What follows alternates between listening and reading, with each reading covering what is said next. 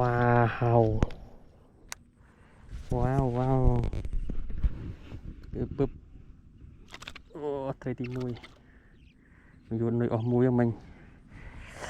Wow. Đập. Trong bò bè một tí bì rồi. Bụp. Hoạt ló nè. Tôi. Tầng mà lâm. Màu bọc chất tầm bay.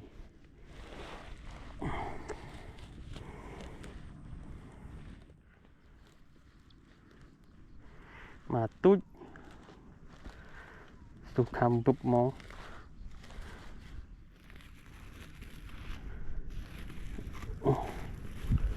Lấp.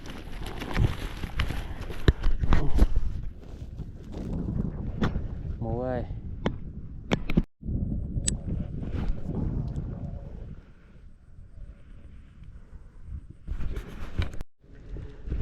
Không thì ơi. Chua. Ui, trừ. Trôi mà, trôi đi đó. Trôi mà. Wow. Khọt vào ta nè. Wow. Wow. Vô, bị bộ tít ha. Chẳng nó. Ủa này. Đòi co trời. Bụp. Cầm pin vui. Đang bực vào lâm. Chỗ cái bà thì bia. Rồi ta bật camera nó vừa lốt khám mà. Khám cài chứ nè. Rồi show luôn. Wow. Thì sắp hiệp cả em. Wow.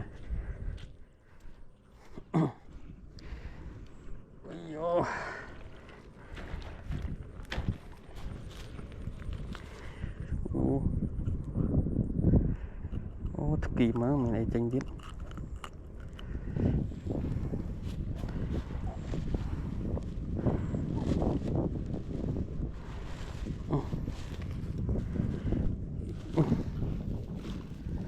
Tức trâm cò chương thành được cung để khăm cạnh cả chứ. Để đi pi luôn. Vừa to tiết.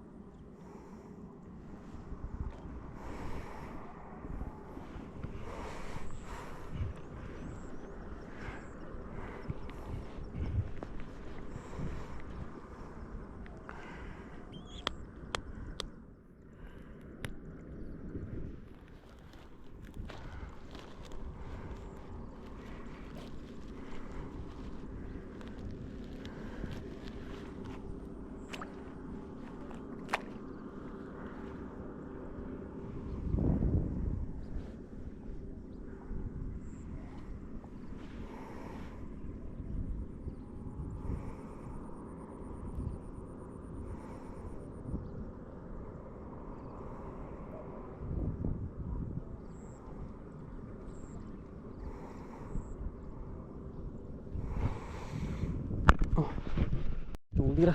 Chui.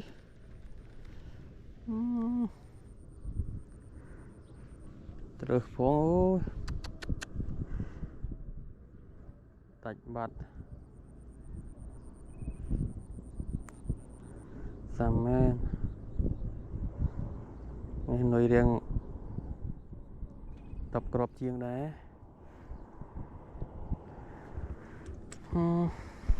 Có rồi.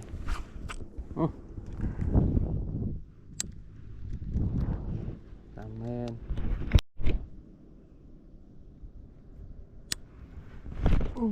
Trụng đi được đi. Tú cho đi. Mình lập bè. Là dù vào năng bình mơ. นี่จูละใส่ที่ใบมันยาคำมันว่าจูละคำtiền bị sai cam tiền cam tí này tiếp chua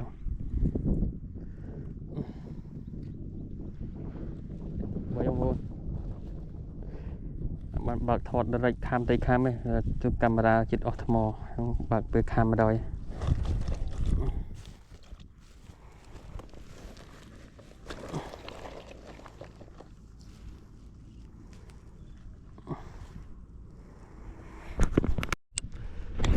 chỗ đi ra wow cam cay tí ra ở camera tới bụp bắn cái gì cam rồi trai thôm ấy hả bỏ vô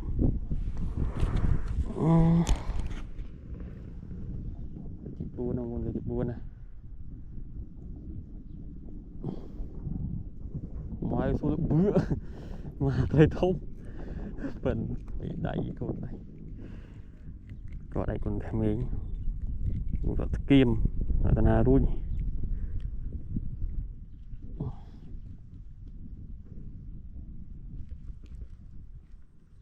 déo bật đỏ đấy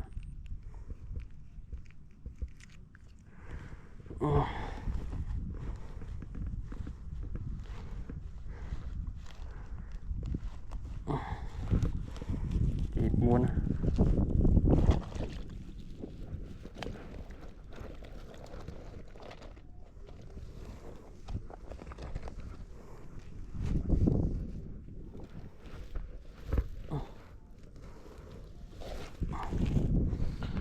còn tiếp cam được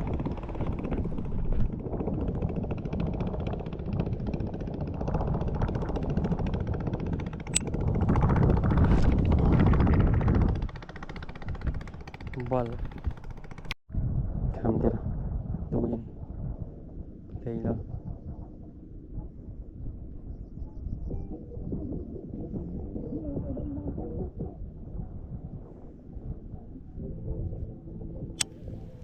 lên bát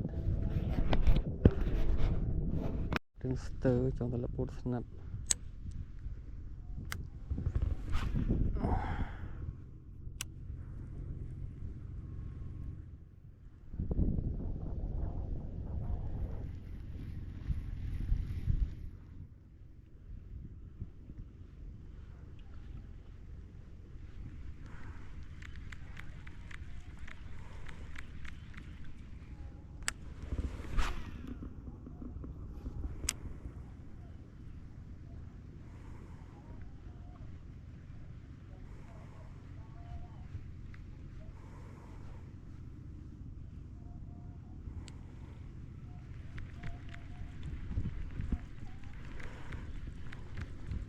rickshaw tí này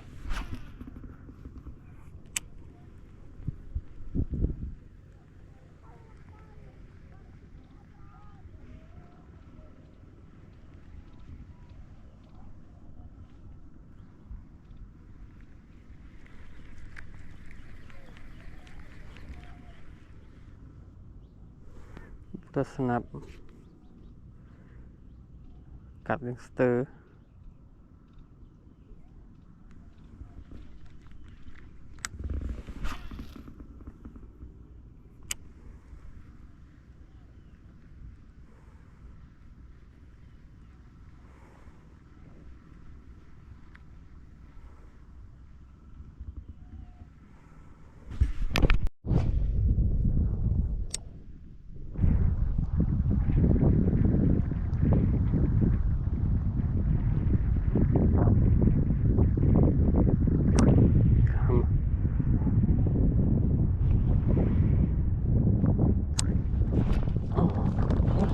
lột lột chứ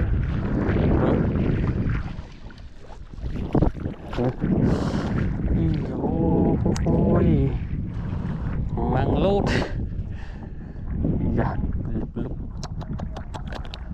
tôi mà ra vậy này khăn nát thế bang bông này đây pram trời mà khám thật được thấy tu chứ bằng ngực tay ăn pin pui pram thằng pram đập rịch cái tôi thằng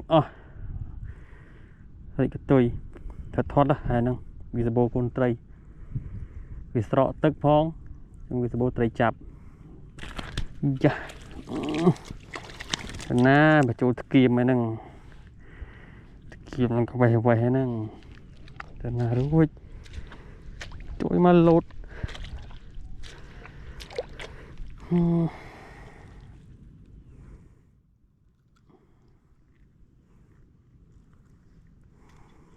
Yo.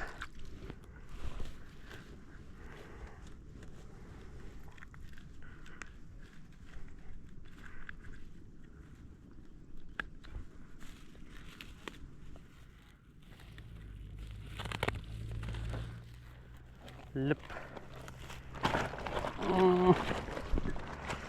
Tam kepala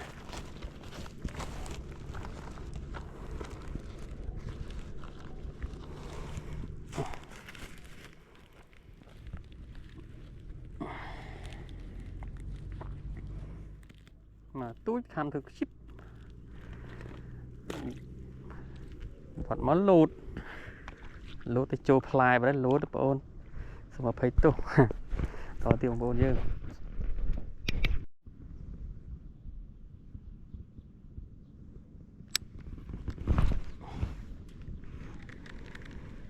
mà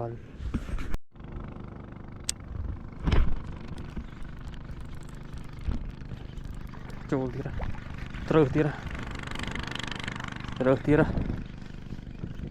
hơi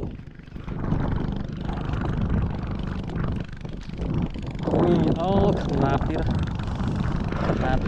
nạt tira đực chị trời ơi ăn cái bình pui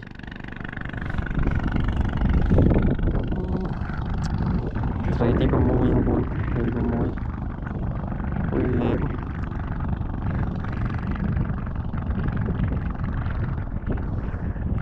lếm khăn nóng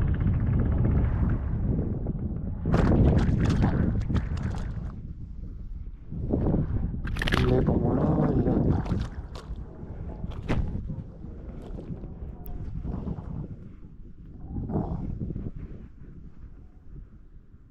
chuối rôm xài rồi mình lép bát này mình ruột đây ngọt đây ngạt đây này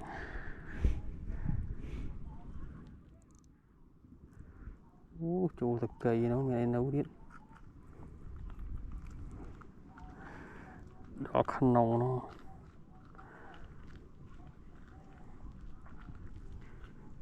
bà đỏ tí ơi chứ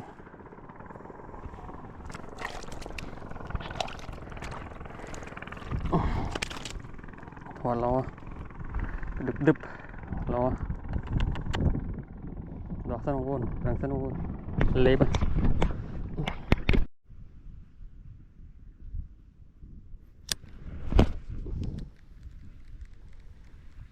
ngọt trâu thiệt tụi bê vậy và còn trâu thiệt đấy trôi đạch muộn bao chú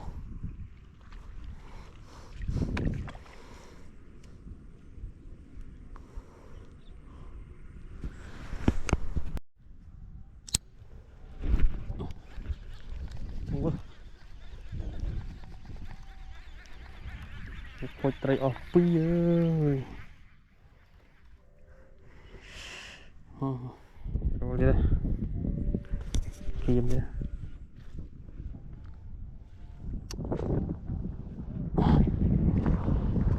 trời thì má thì pram thì mui ui là hốt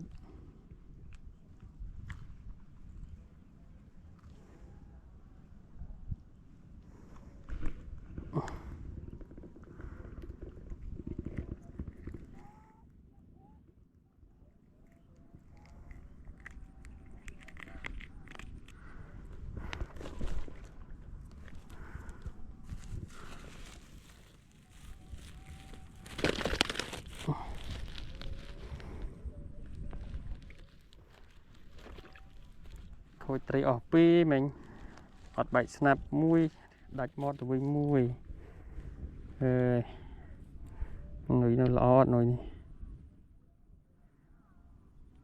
គាត់បើគប់ទៀតនុយតិចផងសំចៃ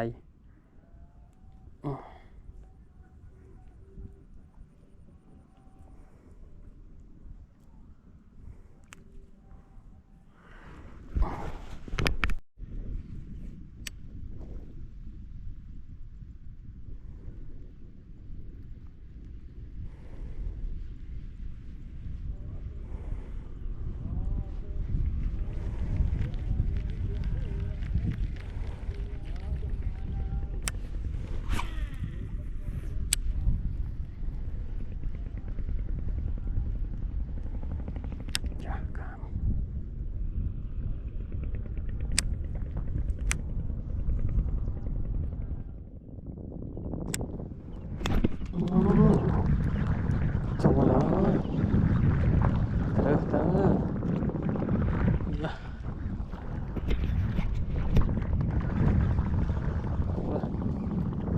បានទូចត្រូវទៅវប់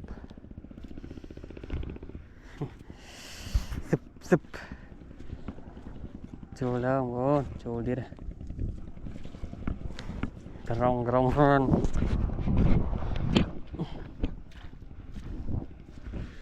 Cối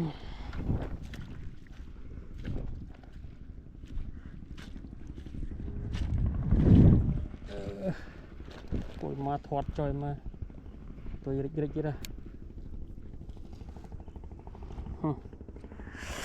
trời dễ này của nó này toanh toanh như này của tôi wow kiếm tia rồi ta na mang khập ô móng bớp vô món ấy tròn vô món ấy đó đây đi đây thì má thì môi thì bớt lên ngọc không bị bán thông nói tiết nói miền tây chặt mặt bàn cò nói đây nó lâu sự bố lại bỏ với cò nói này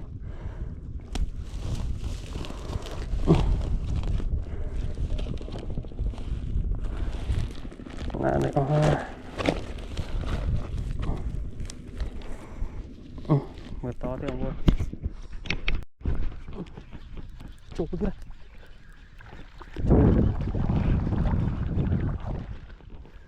ui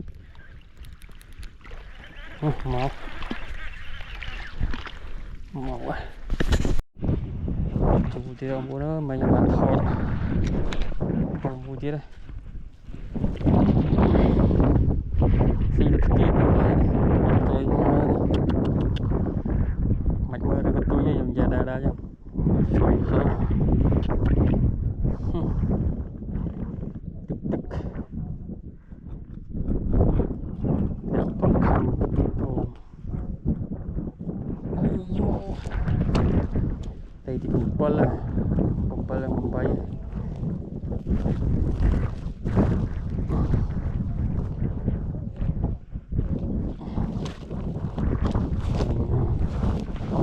ba xe chơi vậy bác tỏ tiền chú đi đâu chú đi đâu lố rồi mày lố đấy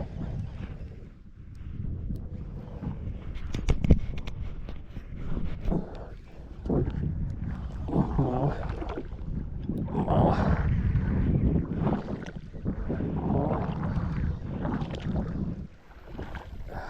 ya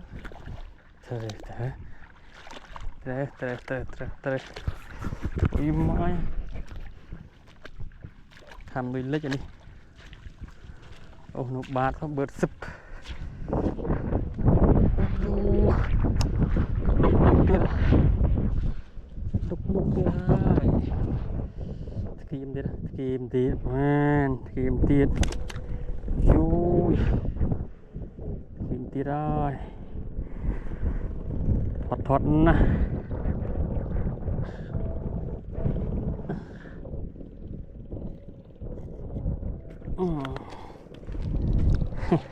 na cháu cái rong đi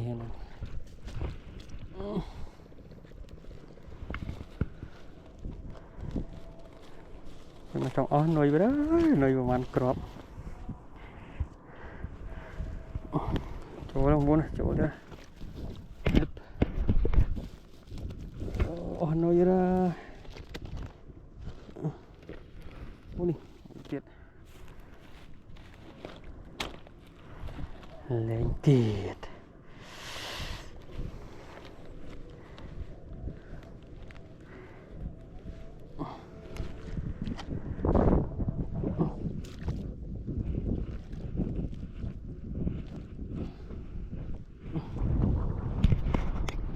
to tiệt chú tiệt ui to tiệt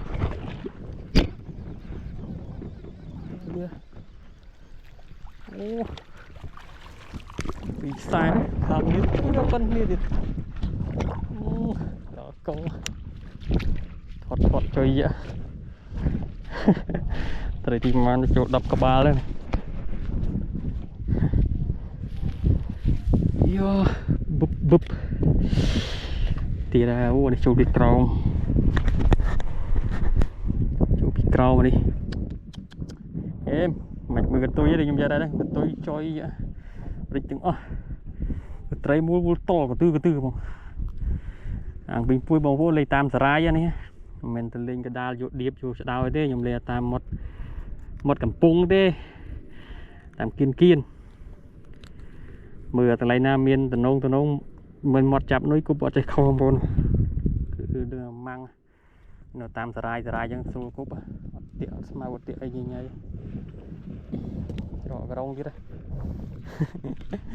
rồi cái rong chứ đấy trời mà cái là cái rong luôn đấy là cái rong luôn tại vì mình túi về đường khăn đang về đường thôn làm khăn nuôi rừng nuôi của bà rồi thì ra lip nè nuôi vậy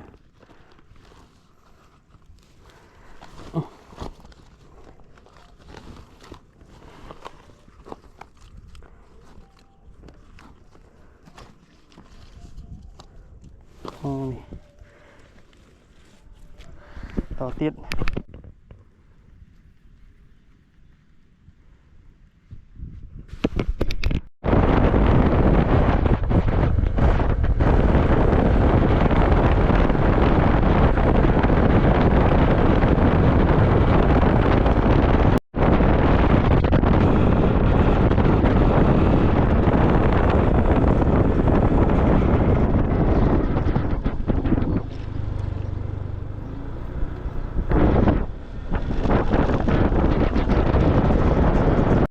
bông sờ lát tập phò hai mình ai tê u này ngọc bát ơi à muối ô thọt cam hẻm không muối hai pi hai bay buồn pram ơi muối châu cái lạt pol hơi này đừng từ pol hơi bay các bạn gặp mình tí này bay buồn đập trời mà đập mà tận đập các bạn mà tận đập các bạn trời